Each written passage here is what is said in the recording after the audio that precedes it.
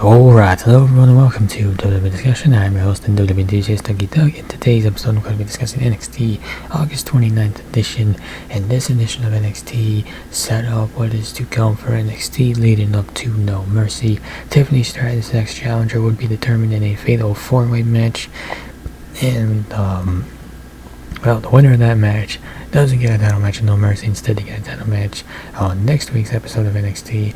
The Creed brothers would make their return to NXT and fight for their future on that brand, facing a dyad in a steel cage match. Also, the Global Heritage Invitational would begin to crown the next challenger to Noam Dar's Heritage Cup. This night was loaded with great wrestling, and the results could set a tone that extend all the way to No Mercy. And with that, we'll go ahead and get right into the action, starting with that steel cage match, the Creed brothers versus the Dyad. And with a win by the Creeds, they are reinstated. They are back in NXT. In steel cage matches have become something very similar over the years, but everyone involved in this steel cage match wanted to do something unique. The match did not use the escape option, which I will admit I kind of liked that one, or had anyone but the competitor step into the cage, which honestly should be kind of obvious, but it is something that when it happens it should be noted. But again, it's also something that really shouldn't be happening. The whole point is to keep everybody else and keep other people out. Although when you rip the door off, I guess it kind of does open up the opportunity for other people to come in, but I'm glad that they didn't exploit that. Anyway, from keeping Brutus out of the action to start the match, to Brutus returning, ripping the cage door off, and then proceeding to use it as a weapon. The match was wild, building to a climax that had the crowd on their feet. These teams have always had great chemistry, and this might have been their best match together, and likely their last for the time being. The balance in NXT is restored, and NXT has a chance to put the Creeds right back in title contention. And hopefully their story with the schism is over, which I'm thinking that it is. I'm thinking that next step for the schism is dealing with turmoil within the group, considering that Ava walked out. So yeah, I think Creed versus Dyad reached a pretty good conclusion with this match.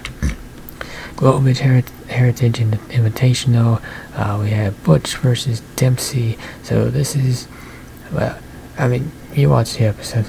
I don't quite know how to explain it, but it's kind of like it's a round robin sort of tournament.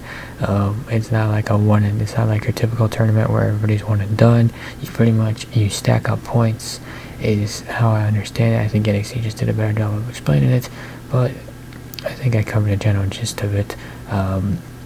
But as for this match, fine match, but probably not long enough to serve as a proper introduction to what the Global Heritage Invitational is supposed to be. Butch and Dempsey did work smoothly together, even though they had less than 5 minutes. It would not be surprising if Butch ended up being the victor in his group, even with great competition. And this is a chance to rebuild Butch in NXT. Currently, he's stuck in the tag team division in SmackDown. Not saying it's a bad thing, but that's just kind of where he's at. And then we have the other Global Heritage Invitational, Nathan Frazier versus Joe Coffey. And this was a more complete match than the first one. The former Heritage Cup winner made Coffey look like a beast in the ring. And Wolfgang and Mark Coffey never had to get involved, which is always a great thing when those at ringside never get involved. Joe has not been set up so far at the level of Frazier, but this tournament could be his big break. Round robin formats allow for some interesting results. Yeah. And then to conclude the show, you have a number 1 contenders match for the NXT Women's Championship. And this was a fun fatal 4-way where the women found some creative ways to stay in the action. Perez was all over the place, really taking a breather at ringside like most do in these types of matches. It was surprising to see that James won, but then when NXT announced that the title match would be next week, and not a No Mercy, it kind of made sense. Hopefully the goal is still for Stratton versus Perez at No Mercy. And that's for Stratton versus James. Well, not the most exciting match, but it can be a solid match, and also a major test for a challenger who has steadily gotten better in 2023. Maybe not leaps and bounds, but slowly but surely kind of improving as a competitor. So in conclusion, the Creed brothers and the Dyad started up the show hot, and while nothing else quite lived up to that energy, but then again, it'd be hard to kind of top a chaotic match like that one. However, nothing else was really all that bad on the show. No real down moments on the night that delivered when it mattered. The main event was a solid showcase for four women for four of the women in the NXT women's division, especially Perez.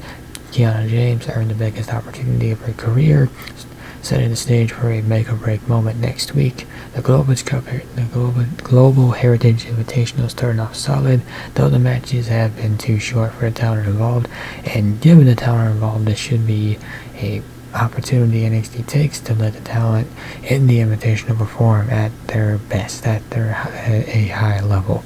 And hopefully that will come in matches like Butch versus Tyler Bate or Nathan Frazier versus Akira Tozawa.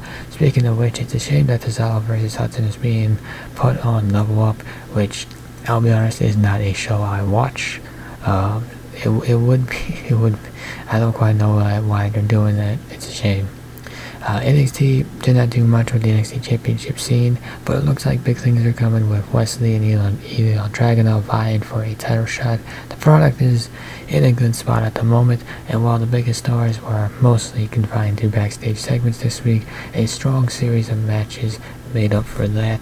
So, yeah, solid episode of NXT. And with that, we'll wrap up this episode of WWE Discussion. If you enjoyed this episode, be sure to hit that like button down below.